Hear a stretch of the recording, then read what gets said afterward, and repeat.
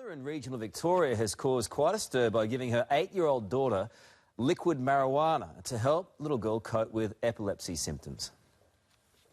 I had her first seizure at 6 weeks old. She was already in hospital with another illness and had a fever, and I'd actually gone home and got a call to say she was having a seizure. She had a 45-minute seizure that time, and since that day we've basically not had too many seizure-free days. Up until she started this treatment, the longest she ever went was 6 days without a seizure. Most days she was having 65 on a good day, 200 on a bad day. A few days after starting she had a fairly major seizure, but then it just stopped. There was no seizures anymore at all for 55 days. Then she did have a minor seizure outside of our care in respite. And after that, we're now, that was our last seizure, and that was in April, and we're now 9 months without a seizure. The difference in the year of not having any hospital stays, not having anything like that, compared to us nearly losing her that many times is just amazing. Internationally, in the last 12 months, 13 children have died from Dravet syndrome. At least 2 of them were trying to access medical cannabis at the time, and their countries or states that they were in didn't allow it. Their deaths could have been prevented.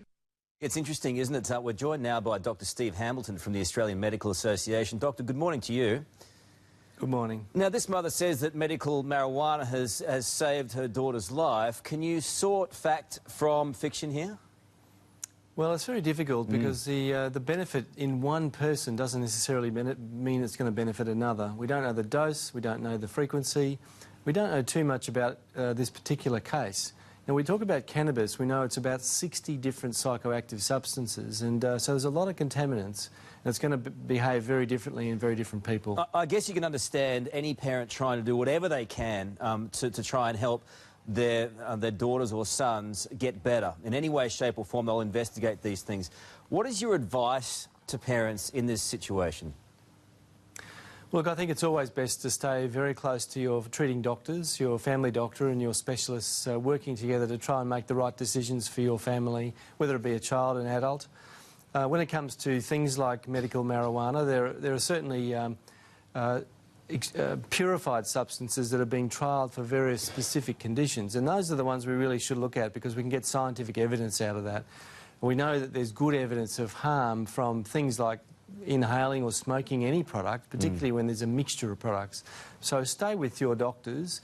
Make sure you keep in touch. There is research going now for some of those purified products, and that's what we should be looking for. You know, it's hard too when you're a parent, you look at the success this seemingly has had in her life, and as you say, we're not certain how it's managed to do that and whether there are other extenuating circumstances as to why she's gotten better. But when you see the success of it as a parent, you'd be wanting to try it.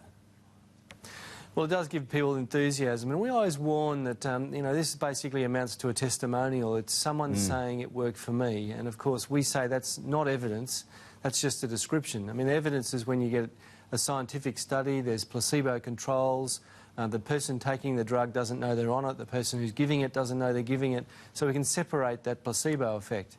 Children do grow and they change and they get better, and maybe this is a coincidence, but it'll only be scientific studies that clarify that in the end. On a wider level, we've seen in the United States in the last couple of months that some states there have relaxed the laws in regards to medical marijuana.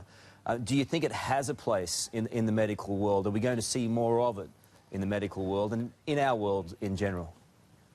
Well, the bar is actually set pretty high. When you want to bring a new substance in, first of all, you've got to make a decision whether the effects are actually better than the side effects or the adverse effects. The second test, which is a hard one, is it's got to be better than what we've already got. So if we apply both of those tests and purify a substance, find out an area where it's working, and it's also working better than what we've already got, then there's a chance. But the evidence is so far not strong. There is some, and it is being used in some areas, and I guess the evidence will grow. Would you give liquid marijuana to your child? Easy answer, certainly I wouldn't at the moment, no. All right, interesting perspective. We appreciate your time today, and we'll see what happens. Thank you for your time.